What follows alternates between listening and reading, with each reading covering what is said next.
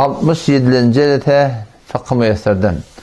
Elhamdülillahi Rabbil alemin ve salatu ve selamu ala seyyidina seyyidil enbiyayı vel mursalin ve ala alihi ve sahbihi ecmain. Dersimiz baraglı fıkhımızdan namazı ne yaparım okuymaklıktan 2 rekat namazı şunu tököttük indi. Indi gurrun qarlı namazın 3 rekat bolsa näme? 4 rekat bolsa näme? Bir fark var. Farz namaz bilen, nefil namazla bilen, sünnet namazla bilen, vacip namazdan arasında. Ne fark var? O da dikkat et. Eğer okuyan namazımız farz namaz olsa, 3 rekat bolsun ya 4 rekat bolsun. Avvakı 2 rekatına alham tuğra koşmalı.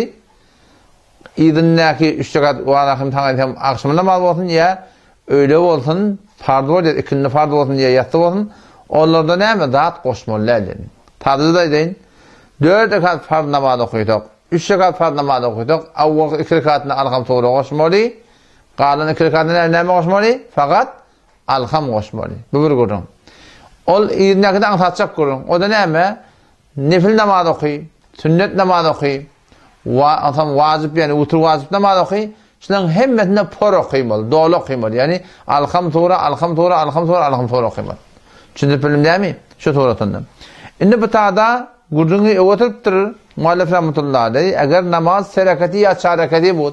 Ten okuyan farz namazın näme? 3 rekatmışık ya 4 rekatmışık. 3 rekat akşam yadak, 4 rekat öğle ikindi yatsı yadak.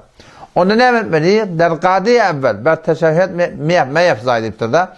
Yani teşehhüdden sonra Allahümme salli Allahümme barik okuymalılardan.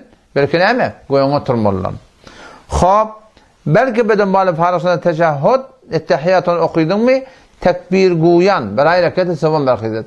Şu oturan yerine Allahu Ekber deyip näme? Guyan kalmaklık gerek. 3 rekatlı näme? Fakat alham okuyardın. Eğer sensin näme namaz 3 rekatlı bolsa. Ya akşam namaz yarak. O 4 rekatı çağırın. 4 rekatlı näme? Yine de fakat alham okuymalı. Eğer näme 4 rekat bolsa näme öyle yarak, ikindi yarak. Şey değil mi? O yatsı da soňsunda.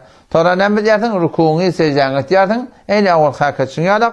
Sonra oturýarsyň, ettehiýatyny okuýarsyň. Allahumma salli, Allahumma barik. Izinna Allahumma gfirli ya. Haýsy bir dua etýärsiň. O näme etýärsiň? İki tarafyňa salam berýärsiň. Bu bolan namaz okuymakyň tertibi. Resulullah sallallahu aleyhi ve sellem mübarek sözi var ki o namazyň ogursu diýipdir. Oguryn telekini namazyň ogursu diýipdir da. Ondan şu daýdan namazı doğru torun ýerine ýetirmeli. Burada atla bolýar, kağıt atla bolýar, ödüňe belli bolmaýar. Şimdi bir şey adatla var, sen adat ettirsin. Şu tatlar ödüň bilmeýärsiň. O şu taýda musulmanyň aýnasy, müminiň aýnasy, şol ýalňyşýan ýerlemidi bir-birimize habardar bolup da tüjürükde, yekelikde edep ihtiram bilen şol näme etmek gerek, bir-birine tawsyrmak gerek. Hop. Bu bolan namaz okuymakyň tertibi. Indi bardak fazileti namaz zamat. Namaz zamatyň hakynda arada bir-birinden torady namaz zamata barmaklyk Qur'anny geligirmi? O Qur'anny geligir şo. Elakem Sure-i Bakara'da 43-nji ayetinde Allah Teala "Verka'u ma'ar raki'in" dipdir. Ruku edin, ruku etýärler bilen dipdir. Ebu Yusuf rahmetullahi aleyh şu ayet dayanıp İmam Adem rahmetullahi şagird näme bilen? Şo näme dipdir? Namaz zamata barmak farz dipdir. Namaz zamata barmak farz dipdir. Elbette hukmu näme? Umumi suratynda Hanefi mezhebinin morda kabul fetva verilen kol näme? Sünnet-i muakkede. Sünnet-i muakkede diýip näme? Der hukmu wajib. Yani var akın şonu terk etmeklik haram. Bidunez odur namaz zamatdan qalmaklyk näme? Şu kullen haramdat. Okuyan namazyň kabul bolmaýar. Belki näme togaby ýok. Fakat barakim näme? Namaz okuymak diýiljek inşallah taala. Otam şu taýdan namaz zamata beter gaýym durmaklyk gerek. Resulullah sallallahu aleyhi ve sellem de asada köp hadislerde namaz zamatyň faziletini açyklap aýdypdyr. Şeýle hadisde şformuldyr ki namaz zamatyň fazileti 27 barabar başgaky näme? Bir ödüň okuyan namazyndan dipdir. Ama umumyň sünnet ters düşünýärler ki bir ödüň okuýanda bir sowap, mesçitde okuýdan näçe sowap? 27 sowap. Bu kimin hakynda? Bu ol bir adam hakynda ki yani bir ozur bolup galypdyr, yatyp galypdyr, merilek galypdyr, haýda bir ýetişmän galypdyr. Şol adamy öýde okuymakdan bir sowap bar. Emma otada Allahu Ekber diýip tuqa, hayya ala salat diýip tuqa, hayya alel felah deyip tuqa, sen bu tarzda dünyanın içinde meşgul olup, amalın Allah Teala ullamasan, lebbeyk deyip gitmesen, şu doğrusu ne olacak? Bir katı günahkar olacak, okuyan namazını toqap olacak. Ondan sonra da Resulullah sallallahu aleyhi ve sellem'in öyle bir beter bir olağan olgu. Yani bir adam namaz cemaata bir qalmaqlığı icada olsa, Peygamber Aleyhisselam şunu öyle qalardı diye. Ne yaparım? Resulullah sallallahu aleyhi ve sellem şu ahir hayatında, şöyle ölecek vaktlarının olayına, sonra hatta 2 nefer sahaba koltuğuna girip ayakları tüyrendiler mi? Mescitten qalmaktır yani. Yani bakın icada boyayamadı, Peygamber şunlar öyle qalamadı. Ya Abdullah bin Mektum radıyallahu anh, kör adam, 2 tane gözü yok. Şu geriye ya Resulullah şöyle min gözüm yok, yol ittiyanım yok, dağıt ittiyanım yok, şöyle min qaltam diye.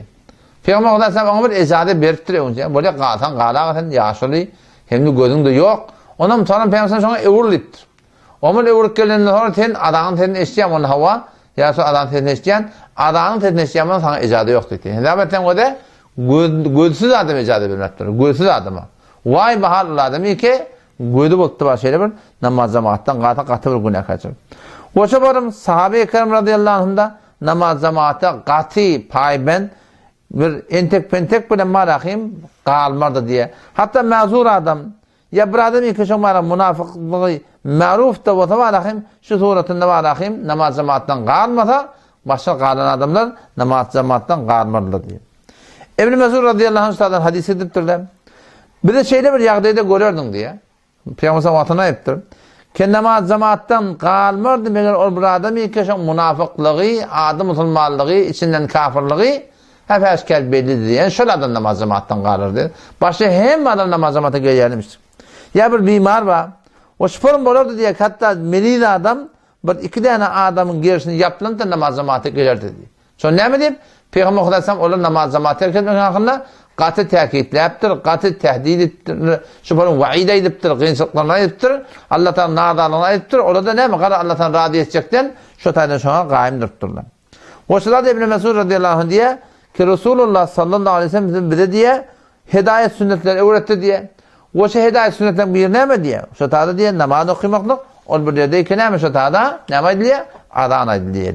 O zaman şu tada inşallah Teala himmet etmeklik gerek ne mi? Namaz cemaata. O namaz cemaat var. Zımmoda olsa da 3 adam bilen ne mi diye? Zımmo koydan mı diye? Ama bir adam, 3 adam olsa ne mi? Zımmo koydan mı diye? O şey doğrultusunda önünde 2 adam da olsa ne mi? Yine de cemaat etsen mı diye? Niye hay tarafında duruyor? Sağ tarafında durup da şu doğrultusunda cemaat etsen mı diye? O zaman şu da inşallah Teala namaz cemaata diyen kaim durmaklık gerek. Hukmu namaz cemaat ne mi? Namaz cemaat ne mi? Hukmu ne mi? Sünneti muakkide der hukmu vacip yani. Vacip terk etmeklik haram, namaz cemaattan qalmaklık hem bilen bir haramlar tuday taqqan. Meğer ki yanqı suratında ozru bolsa. Her kimin ozru bolmasa, namaz cemaati terk etmek muhtab bolsa, o diptir sada çınlı günahkarlıktır. Şunu vacibı hukmunda oturuladı, terk edip dur.